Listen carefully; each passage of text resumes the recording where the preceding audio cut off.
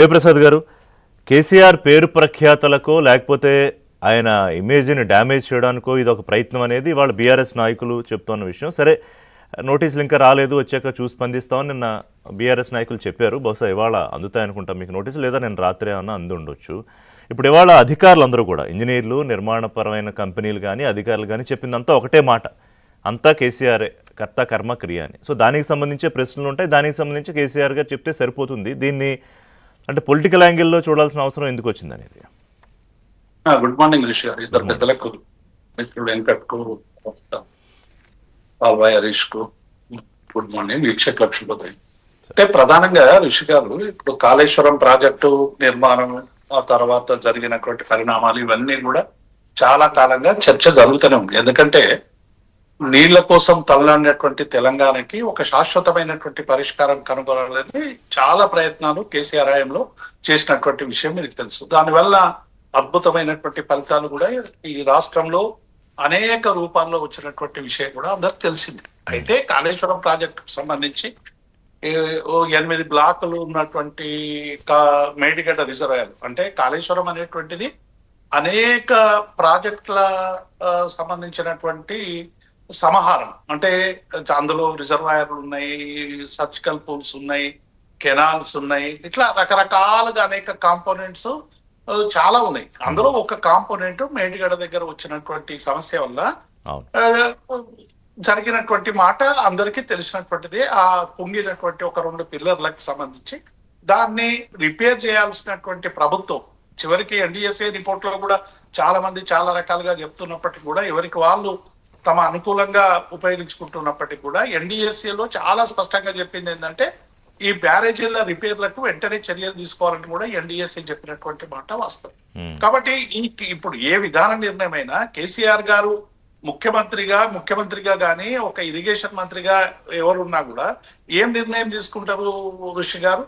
ఈ పలానా తెలంగాణ ప్రాంతానికి అవసరమైనటువంటి నీటిని ఇవ్వడానికి మనం ప్రయత్నం చేయాలి. ఈ ప్రయత్నంలో భాగంగా ఇదివరకు జరిగినటువంటి ప్రయత్నాలు ఏంది, ఆ ప్రయత్నాలలో ఏమైనా లోపం ఉన్నాయా, ఆ లోపాలు ఏమైనా అధిగమించి ముందుకు పోదామనేటువంటి నిర్ణయం తీసుకొని ఒక విధానపరమైనటువంటి నిర్ణయం తీసుకొని ప్రాజెక్టుల నిర్మాణం చేస్తాం.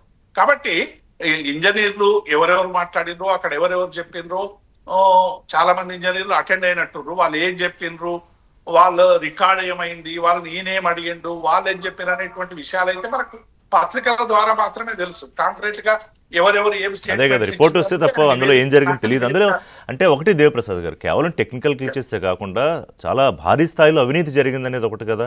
అది 1,00,000 కోట్ల, 80,000 కోట్ల, 1,50,000 కోట్ల. ఋషి గారు, భారీ స్థాయిలో అవినీతి జరిగితే ఈ కమిషన్ కు 7 సార్లు ఎక్స్టెన్షన్ ఇవ్వాల్సినటువంటి అవసరం ఏముంది? అవినీతి జరిగిందని నిర్ధారణకు వచ్చి ఉంటే, అవినీతి జరిగిందని ముందే తెలిసి ఉంటే, అవినీతి జరిగిందని వాళ్ళ దగ్గర పక్కా ఆధారాలు ఉన్నాయని గత 4 సంవత్సరాలుగా చెప్తూనే ఉంటే, ఈ ఇన్ని సంవత్సరాలు ఉన్న ఆధారాలను ఇవ్వచ్చు కదా తీసుకుపోయి. ఇంకా కొత్తగా మళ్ళీ విచారణ చేయాల్సినటువంటి అవసరం ఏముంది? మీ దగ్గర సందర్భం అన్ని నేనేమంటున్నా ఋషి గారు, ఇవి ఆరోపణలు మాత్రమే. అవినీతి అనేటువంటిది కేవలం ఆరోపణలు మాత్రమే. ఏదైనా కూడా మనకి నిజాలు తెలియ వరకు అవి ఎలిగేషన్స్ గానే ఉంటాయి ఖచ్చితంగా. ఋషి గారు, నేను అందుకే అంటున్నా, ఇవి ఆరోపణలు మాత్రమే, అలిగేషన్స్ మాత్రమే. ఇవి నిరూపణ కావాలి కదా. వాళ్ళు 1,00,000 కోట్ల అవినీతి జరిగిందని చెప్పి అనేక సందర్భాల్లో చెప్పిండ్రు. అసలు అక్కడ ఖర్చు అయింది ఎంత, అక్కడ జరిగిన కాంపోనెంట్ వర్క్స్ ఏంటి, అక్కడ జరిగినటువంటి మిగతా కాంపోనెంట్స్ లో ఏమేమి ఇమిడి ఉన్నాయి, 1,00,000 కోట్లు అవినీతి జరగడానికి ఆస్కారం ఉండేటువంటి విధంగా అక్కడ ఏమైనా 1,000 కోట్లకు సంబంధించినటువంటి ఏమైనా కాంపోనెంట్స్ ఏమైనా, మొన్న 15 లక్షల క్యూసెక్స్ ప్రభావం వచ్చింది ఋషి గారు. మొన్న గోదావరిలో 15 లక్షల క్యూసెక్స్ ప్రవాహం వచ్చినప్పటికి కూడా ఎక్కడ కూడా ఏ బ్యారేజీలు కానీ ఏ కాలువలు కానీ ఎక్కడ కూడా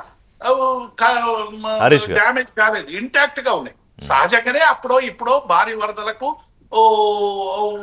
అక్కడ ఇక్కడ ప్రాజెక్టులు అయినటువంటి సందర్భాలు చాలా. సరే, అంటే చిన్న పొరపాట్లు జరిగితే సహజమే, కానీ అసలు ప్రాజెక్టు హరీష్ గారు, దేవప్రసాద్ గారు వస్తా ఇంకా డీటెయిల్డ్ గా మాట్లాడదాం ఒకసారి, మన మిత్రులు కూడా మాట్లాడాక.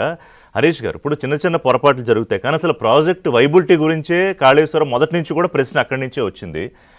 వెంకట్ గారు రెస్పాండ్ అయ్యాకన్నా ముందు హరీష్ గారు మీరు ఏం చెప్తారు? నిన్న మీరు ప్రెస్ మీట్ కూడా పెట్టారనుకుంటా దీని మీద. అంటే ఇందులో మీరు ఇటు ప్రభుత్వం వైఖరిని కూడా మీరు తప్పుపట్టారు. అంటే ఒకటి జరుగుతున్న జాప్యం ఏంటి, గతంలోనే రావాల్సింది ఎందుకు లేట్ అయింది అని. అలాగే గతంలో మీ నాయకులు, కీలకమైన నాయకులు అసలు కాళేశ్వరంలో కేసీఆర్ జైలుకే వెళ్తాడు, ఆయన గదులు కూడా రెడీ అయ్యాయి అన్నారు. సో ఇందులో ఏంటి, ఎందుకని మీకున్న అభ్యంతరాలు ఏంటి? వాళ్ళ కేసీఆర్ని